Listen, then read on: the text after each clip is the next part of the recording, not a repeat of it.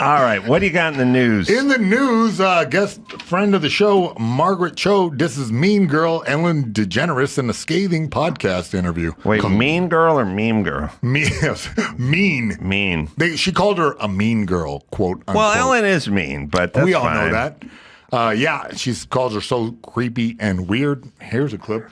There we go. What was she on? Yeah, it was this podcast, the Kelly Mantle's podcast. All right. It was like really weird and not nice to me for most of my career, and like because I opened for her in the 1980s. Oh, you did? When she was a headliner in comedy clubs, and not way before her big fame. And so then when I would do her talk show in the 2000s, she acted like we just met. And I'm like, what? One of those types. I'm like, what? Like, that's weird. Like, Right. it's like, we go way back. Dude, what? Like, it's so creepy and weird. But, also, the other thing was David Bowie had been on the show, and he was so excited that the night before that I had come to his show wearing this giant Chinese emperor outfit. He was really thrilled about it, and he talked at length about it. And she cut it out of the show, which made me so mad. And the producer, who's a really good friend of mine, had to call me and tell me, I can't believe she did this, but she cut it out of the show. But you need to know that he was going on and on about your outfit. He loves you. God said your name. So which is so rude. That is so gross. I don't know if it was personal. Maybe it was for time. Right. But still, I'm going to take it still. personally just because I decided to. You should have sent her a note and said, send me the footage. I'll post it to my YouTube. Wow. Kelly Mantle's pretty hot. Yeah, okay. That's so rude. So exciting. God, it's got to be such a fucking chore pretending to be a chick your whole life. Even for a lot of women I know. But Ellen is mean. Ellen is mean. She's not nice. You saw a recent picture of her? She looks like, she looks... Listen, everyone eventually turns into what they're thinking.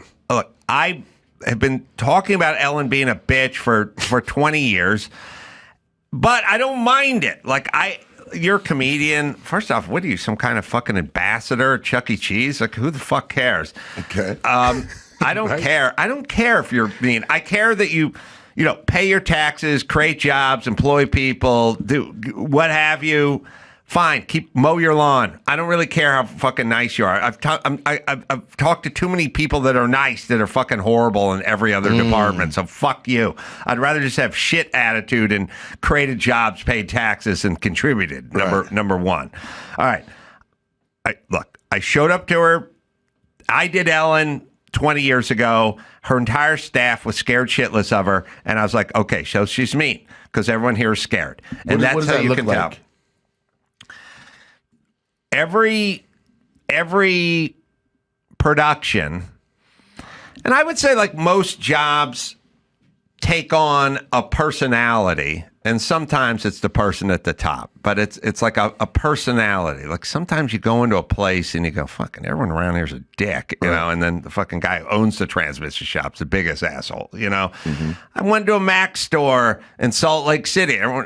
Everyone's fucking Apple store or whatever. Everyone's fucking friendly as shit. Like they were told to be fucking friendly, and they were friendly. Like Apple dictated, fucking be nice or we'll fucking fire you. And I like walked in there and I was like, oh, and I'm like, you looking to buy something? I was like, nah, I just want to get out of the heat.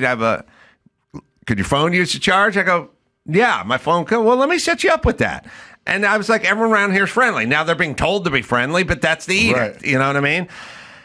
Every production, especially a daytime or a late night show, takes on the personality of the person that's hosting the show. Okay. So when you would go and do Leno, it was chillax.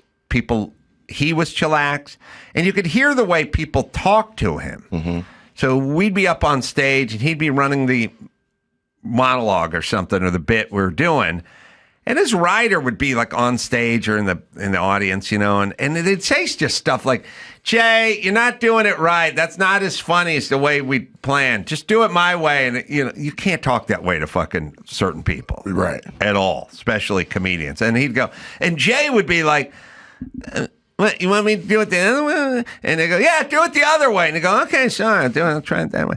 And so you go, okay, that guy's a repertoire, and people just coming down the hallway talking. No one's looking over their shoulder. Right. Easy. Kimmel's place, that way. Letterman, everyone's scared shitless. Really? Everyone's scared shitless. Don't talk to Dave. First off, rules. They go, okay. Do not touch Dave. You go out there, do not fucking touch Dave. You understand? I don't care if you're fucking around. Don't touch Dave. Don't do the lots that don't. If he's waiting on a high go. five, you let him wait. You let him fucking leave him hanging up there. They're doing the Heil Hitler. He's like, leave him up there. Touch you, bro. Yeah. So Letterman's crew is scared because Letterman is mean, and it means he's yelled at a lot of fucking people. Also, it's a finish the show. He goes up to his office. Everyone's scared shitless to go up there. Like, you want to say hi to Dave after? I don't think you should go up there. There's a lot of that. Now, you don't say that. Leno, yeah, go see Leno. Right. Right. Or go see Kimmel. Okay. I walked into Ellen. Everyone's scared shitless. What about Fallon? Never done Fallon. Here he's nice. Couldn't imagine you'd get the scared shitless crew. Yeah, I have, and yeah, everybody was friendly, and the roots, were cool. Sherry Shepherd show was awesome. Yeah, The Jennifer Hudson girl singing in the hallway looks like it's very inviting. Be careful. Ellen danced. Right. Why was she dancing? Overcompensation. Who are the two dancers? Ellen and Bill Cosby. And Diddy. Yeah. Those are the three dancers. And look where they are. Oh, and they all got shiny suits. Not that Diddy's as bad as Ellen. Don't get me wrong. Or Ellen's as bad as Diddy. I was making a joke. That's so good. But I did it's good either way. I love that. Twisted that one around. Fuck it, hey. But, Ellen is mean. Fine. She scares the people she works with. Fine. But that's who she is. And all the people will tell you by the look on their face because they told me, don't talk about this. Don't talk about that. And the guy was clearly scared. I was sitting in the green room going, yeah, I'll just go up there and talk. Don't talk about it. He circled back.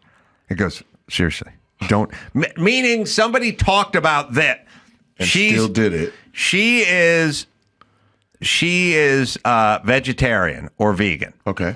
Somebody went in there and talked about having a big fucking barbecue on the 4th of July, and then she went back to her segment producer and fucking screamed at him. Right. Because she's a bitch, and she's vegetarian, and she didn't want to hear about it or promote it or have to smile through it. So she went back and yelled at that person. Later on, a year later, I come on the show, and the guy goes, do not talk about making flank steak, and I'm like, I'm not talking about that. Yeah, but don't. You know what I mean? And I'm going, all I did is I go, scared. I mean, it's like, look, a wife who's being beaten. Right. She'll go, hang out, have another. No, I should really get home. It's like, okay, you're scared. Right. You're scared. That's how employees act. You know what I mean? I wonder what that's from, because I own a comedy club and I have staff, and I don't want them to be like scared. I think I'm pretty fun and cool to be around. People always want to come around us. But let me warn you. My people should know, like, the things to be like, don't this, or give them room, A personal warning. A word for the wise. Yeah. A little scared is good. A little bit. Because around here, I'll go, could someone move their car? Why don't you move your car, fat ass? I'm like, all right. A little scared, a little fear. I think just a dusting, just a little bit. I got to be just shy of a tyrant. You need a crazy motherfucker around you, so they're like, Adam said, move your car. Yeah. You can just be in the back like, please move it. You don't know how many times I double-leg Dawson. Yeah, I am telling you, you can always tell. It's weird. When I dealt with Katie Seagal's from Married with Children and Sons of Anarchy, Futurama, I was building shit at her house when I was a civilian. Yes. I got on the celebrity building circuit. Wow. I know. And you can always kind of tell because I pulled my truck up into her driveway. Okay. And in the Hollywood Hills. And I had a fucking load of cabinets and shit I built and drywall or whatever. And I had to back my truck up and start unloading into her garage. And her fucking assistant just came like running out, like, you got to move your truck. You got to move your truck. And I'm like, I'm just unloading. Right. You know, we're in the Hollywood Hills. Like, I don't know where to park. We're going to park 100 yards away and unload the fucking entertainment unit. Like, right. I'm just, when I'm done unloading, they're like, okay, but you got to move it. And I realized, what are you so panicked for? And they're like, oh, that person got yelled at because she came home and the fucking pool man or whomever was blocking and she got fucking yelled at. Yes. And that's why the panic. Yeah. That's how life works, kids. All right, what else you got, man? All right, next up, the L.A. County Sheriff's Department apologized for an Iran bombing post. Yeah, they apologized for a social media post that referred to the people of Iran as victims of the U.S. bombing raid that targeted Iran's nuclear program. What's with the L.A. County Sheriff? First off, can I say this? Does everybody need to weigh in on every fucking subject? You know what I mean? Yeah. You don't fly B-2 bombers. You're not on the ground. You don't design bunker busters. Just you fucking arrest people in protests and pull over fucking moms for speeding in school zones. Stay in your fucking lane, L.A. County sheriffs. Yeah, you don't even know what a massive ordnance penetrator is. Yeah. Sounds hot, though. I think this is about the second paragraph. What's the second paragraph say? At the moment, there are no known threats to Los Angeles County. However, out of an abundance of caution, we're increasing patrol checks at places of worship and other sensitive locations throughout the county. We're coming to your mosque, baby. Wash your feet. To protect you, keep you safe. I think this Terrible. we need to issue something so that our citizens don't feel afraid of the retaliation. But first of all, be afraid. Ain't nobody. Hey, man, it's a war has started, and there's a certain amount of afraid that makes sense. And I don't know if L.A. County sheriffs are the ones to be like, hey, man, everybody calm down. Or we'll turn a hose on it. Because if some shit pops off, you can be like, but the sheriff said. What are they going to do? They're going to look at places of worship. What does that mean? They're going to the They're mosque? going to the mosque. Yeah, that's what they're warning everybody, kind of. Yeah, we're going to increase patrol checks at places of worship and other sensitive locations throughout the county. That is, what do you mean?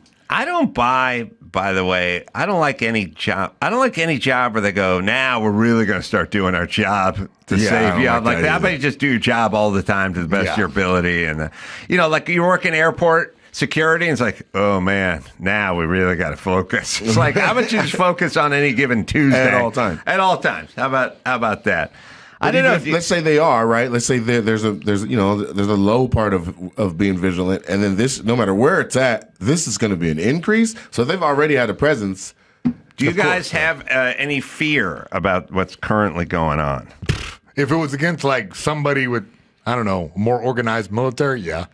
Yeah, I know. I don't have any thoughts about it. It's like if you know the military capabilities of Iran versus us and like how much distance is between us, the factor is low. Like maybe some type of radical extremist comes with that's the part. Weapons. That's what they're saying. IED. That's the part. Because I'm like, no, I'm not worried about all that. No, I'm worried about if they have what they call them, sleeper cells. That's what I mean. But how just you somebody do that's that? like all motivated again to be like the East. They can read everyone's text messages. It's kind of past that point now. Well, there is a part that's a little tough. The part that's the wild card in this is basically 4 years of a wide open border. Mm-hmm. So there may be people here, China-backed, Iran, whatever, who in the last 4 years may have slipped across, even though Joe and Kamala were very dutiful in patrolling that border.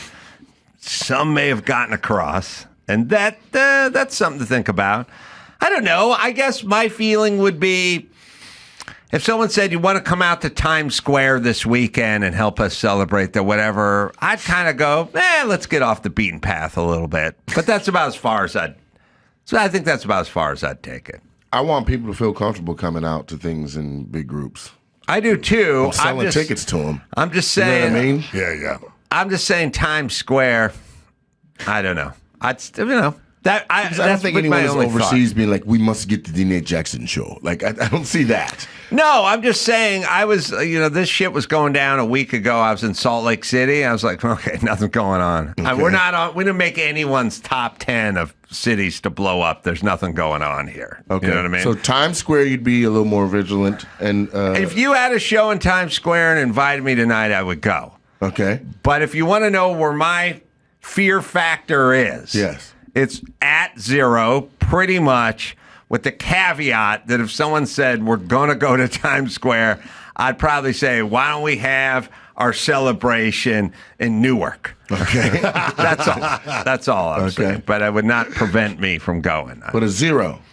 Pretty close to 0 with thoughts. I mean, I flew right after 9/11 and stuff like that. Like I went to New York right after 9/11 for Hugh Hefner roast.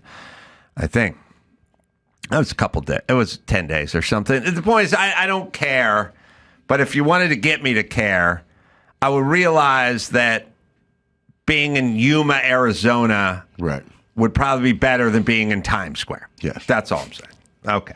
Next story. Next story, Telegram CEO Pavel Durov plans to leave his fortune to his 100-plus children. Yeah, he's the founder and CEO of Telegram, a messaging app, and he's fathered more than 100 children, some the old-fashioned way with 3 ladies, and the rest in a cup. Oh, really? Yeah, he started donating sperm way back when, and now he's going to split up his fortune, which is worth $13.9 billion. But they can't get it except for 30 years from today. They don't get anything? No. He's going to force them to make their own way, and then in 30 years, Has he already been giving them money? Nah, I mean, I would assume yes, because he doesn't come up on any child support registries. Do you, Nate, anyone pass away in your family? Anyone leave you anything? No, I haven't dealt with a lot of loss. That's why You haven't dealt. I mean, it hasn't I'm going happened. to. It's inevitable. Well, but is it's that- probably going to come down. I mean, It my hasn't parents are happened, old, bro. right? It's going to be like bow, bow, bow, bow, bow. Like I know. Yeah. Yeah. But you have not dealt with it, but you haven't had it. You haven't had to deal there's with no it, right? great older uncle benefactor that left something for me and my family. We got to argue over it, or we go to court and find out who gets. I'm seeing it on TV, and I've had friends that have gotten property and things like that, but I haven't personally been through it. You got brothers and sisters? Do you got to older argue about sisters. stuff? No, I'm 12 years behind my middle sister and 16 behind my oldest. So by the time I'm standing on a mountain saying something, everyone's listening. Like the baby's talking. We're out of line. You know what I mean? Is there stuff to leave behind with your family? Yeah, That's good. yeah. I we would have, we have say like that- 8.5 acres in Lacey, Washington. That I think we need to figure out what we're doing with that. Some of the family wants to go commercial and sell it for millions, and the other part's like, let's just keep it in our family, because why would you sell 8.5 acres of land in a spot where literally grocery stores and apartments and things like that are being developed all around? Oh, so you could put a few Trader Joe's up and some stuff. Oh, 8.5 acres. 8.5 acres, good sized lot. And that, it's and that's big for residential, Yeah, for sure. wow. On that side, with everything around it coming up. Yeah. So they built a 400 unit apartment complex next door and a Safeway across the street and an AutoZone, and it's in a great area. Oh, that's worth a lot. Yeah, I would And then tell. my dad knows it, but I'm like, calm down. Well, It was on a Adam, lake you- at one point, and then the city wanted the lake. Like he let them buy the piece of our land and run a fence across, so they bought our lake from us. That makes me madder than anything else, because I used to go down, literally walk down the hill and go fishing as a kid. Really? And What'd you now get? you walk bass, trout, just staying out of trouble. Just Who bought the land in the first place? what do you mean? The land. Us, I guess. I don't know who the owner was before. No, I know somebody owned it, but I'm saying your dad bought it. Yeah. Oh, okay. And then the Sometimes city, people the city pass would like stuff so down. there's like 1, 2, 3, 4. There's like 6 8.5 acre lots, and there's like there were 2 that were residential. Then there was one that was owned by a daycare that's massive, right? Another one was our neighbors, the Sprouts, and then Sprouts. Man, That's expensive turf exactly. there. not the grocery store. Oh. They just happen to be Oh, that's just the name. to Yeah. daycare. And so Nah, man. Oh, we thought we were talking If you're big that money. Sprouts up the street, that's a lot of money. No, so the daycare's called Creative Discovery. But anyway, so the couple wasn't much older. The kids had gone on and grown and left home, and so they were empty nesters. And so when old Jack passed on, his wife was like, I'm going to move to wherever fits me better. And they sold their property to the city. And then the other 2 lots down the way, I don't know how they got it, but the city got the other 2 lots, and now it's like a big community center. And so they've been trying to get everything from this particular street all the way down if they can. Mm-hmm. And so I was so mad that my dad sold, and my dad sold a lake. How do you price a lake? Oh, man. What's the Per gallon, I think? I don't know. Because if you own any of it, you have access to all of it. Right? Does that make sense? Like if there's 50 houses, then the back of the house, you get just maybe even 3 feet of it. You're like, that's our lake. Well, the good news is, as I tell people who sometimes you get in these situations or family things or sometimes even arguments, at least if there's something to argue over, you're still in good shape. You're in better shape than most people. Yeah, no, you had to share your inheritance with your sister, didn't you? My sister got a She got a. What did she get? Did she get a? I got a book. Yep. And I always tell people I got a bag that came in a grocery bag, so that's not nothing. And then Tony Bennett CD. Yeah, your sister's borrowing it, didn't she? No, the Tony Bennett CD was mine. I gave my dad. I just got it back after 20 years. That's right. It's autographed. It's autographed to me. That's why I was curious about where he got that. But I realized it was autographed to you in the first place. What happened was when my dad died, my stepmom gave me what he'd left behind, right? Or at least what she determined he'd left behind for us, right? Which was a Ralph's bag with a book in it and a Tony Bennett CD. Okay. But I almost took it home because I thought it was freebies. And some acreage outside of Washington. No. And I opened the bag, it's a book and then a Tony Bennett CD. And I looked at the Tony Bennett CD and it said, "To Adam, my best, Tony Bennett." And so I thought, my dad got Tony Bennett to advertise a CD to me and never gave it to me? Weird. Yeah, so he's there at a show, feels a way about asking for his own name on it. This is for my son. Right, except for he would say his son was Jim Carolla, not Adam Carolla, and then get it to him. But also, very specific. You are supposing that my dad would go to a Tony Bennett show, which he wouldn't do it. That's not even his speed. He likes Tony Bennett, but he would never leave the house. So is this a riddle? Is there something we need to listen to? It is a riddle. It's Have you listened to the CD in full? Oh, I should listen to it backwards. Is what I should do. Adam is a dead man.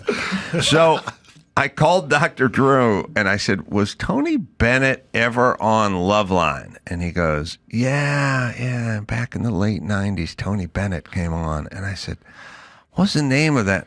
Let me look." And I looked up the name of the album and it came out like 98, 97. I was like, Tony Bennett came on my radio show to promote this album. Okay. And then at the end, he autographed it to me. Right. And then I was driving home and I thought, I think my dad would like a Tony Bennett album because he likes Tony Bennett. And I'll just give him the one that Tony gave me, but is made out to me. Right. So and then I forgot about it because it's been 28 years. And then when I got it back, I figured it out that this is actually mine. Dang. So I can't really count that as part of the treasure chest. I just got to go with the book now. What's the book? Well, that's a little dubious, too. It's the Necronomicon. It's a bound in human skin, and it, Wasn't it? What? Yeah, No. it unlocks the Book of the Dead. It's the Book of the Dead, basically. Yeah. Are you supposed to listen to that album while you flip through it? I would look through the Book of the Dead covered in human skin. No, it's the Rational Bible written by Dennis Prager, who's a friend of mine. So I could have gotten the book from him. May have gotten it and given it to my dad. So I could possibly be 0 for 2. Both things are things right back to you. Yeah. Shit. That's it. So what I'm saying is, for all the families that are having the squabbles about who's getting the vacation house in Maui and your sister's pissed because you want to sell and she wants to renovate and rent, at least it's something. Yeah, be thankful. Be thankful for that thing. The reason you're having an argument is because there's something. right? Yes. All right. Nate, I know we got to wrap it up here. At least I got a message that said that. You out promoting? I want to say I've enjoyed this. God bless, man. I've For enjoyed real, it. because when you Me go too. into this stuff, like you're a little uncomfortable at first. You know, I had my coffee, I settled in and stuff. But man, there's been some moments in here where you've dropped real game on me. Like I feel like, just like you had the epiphany of the Wiltern being a big place. Like I'm walking into a lot of new spaces that are very big for the first time, and you have done so much stuff in your career. You've forgotten shit I haven't even seen yet. You know what I'm saying? So I really appreciate the game that you put on me. Well, thanks, Nate. It's a thrill because look, if you've been there and you've done that, and you've been to these theaters and you've traveled to these places and you've seen it. You know what an achievement it is, and especially 2 shows at the Wiltern. I mean, that is. See, I just try not to take things for granted. I'm like, yeah, of course there's 2 shows. I'm popping. You know what I mean? Like I could have that. I've been in the game 24 years, and it haven't mattered essentially for 22 of those. Yeah. So now that the needle has moved and people want to see what I'm talking about, I'm like, let me step into every space and appreciate them because I was outside of them before. Yeah. Going, let me in. You know what I mean? Yeah, So I appreciate you gotta appreciate that game. Well, we've all been guilty of not appreciating things. It's like your health. When you're fucking young and healthy, you're great. You don't pinch yourself. Right. And then at some point, shit starts going wrong, Right. and now you wish you'd appreciated whatever back whenever. It's sort of the key to happiness. So, God bless you, Nate. Thank you very much. Keep it going. And by the way, come back anytime. Oh, appreciate that. And God bless you and you too, Mayhem. Thank you, brother. This comedy special, Nate Jackson, super funny. It'll be out July 8th on Netflix. Live dates everywhere. I'll be at Irvine coming up doing a live podcast. So it'll be on the 10th. Nice. And Covina Laugh Factory. You can go down Carolla. You can go down Carolla.com for all the live shows. And until next time, man, for Mayhem and Nate, saying mahalo.